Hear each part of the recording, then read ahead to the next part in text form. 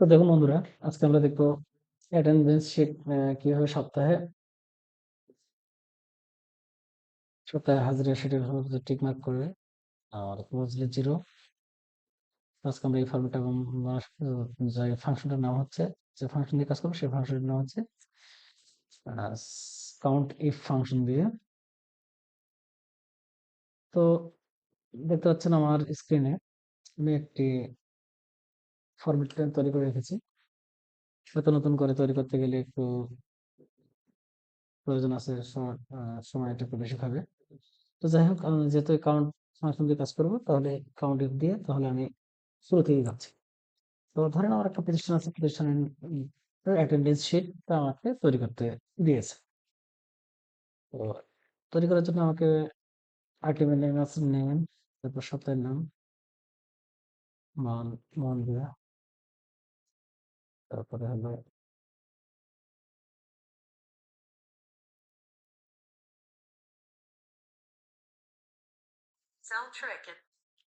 মান দিয়ে, তারপর আছে টুইস ডে, তারপর আছে উইডনেস ডে, তারপরে হর্স ডে, তারপরে টোটাল।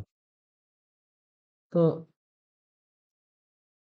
এই সিস্টেমটাকে আমরা বার করব। তো বার করার জন্য আমি বিষয়টা রেখেছি অ্যাটেন্ডেন্স শিট। বিষয়টাকে নাম দিয়েছি অ্যাটেন্ডেন্স শিট, অ্যাটেন্ডেন্স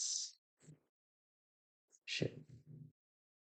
তো আমরা এটা নামগুলো পরে লিখতেছি।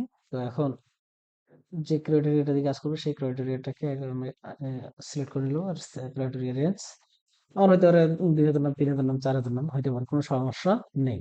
তো আমি এটাকে ক্রাইটেরিয়াটাকে সিলেক্ট করলাম, করার পরে আমি যাব। দেখুন এখানে ক্রেডেনশনাল ফরম্যাটে আছে। ফরম্যাটে ক্লিক করার পর দেখুন নিউ রুলস, নিউ রুলসে যাওয়ার পরে দেখুন ডাটা ভ্যালিডেশন নামে সেটা চলে এসেছে। তো আসার পরে আমি কি করবো, এই জায়গায় যেহেতু আমরা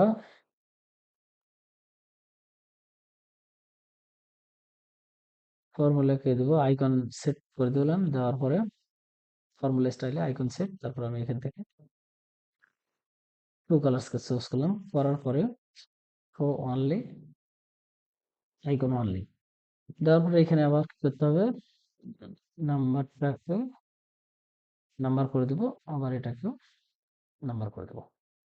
দেওয়ার পরে ভ্যালু চেয়েছে, ভ্যালু আমার 1, আর এখানে দিলাম 0 আছে, তার 0.5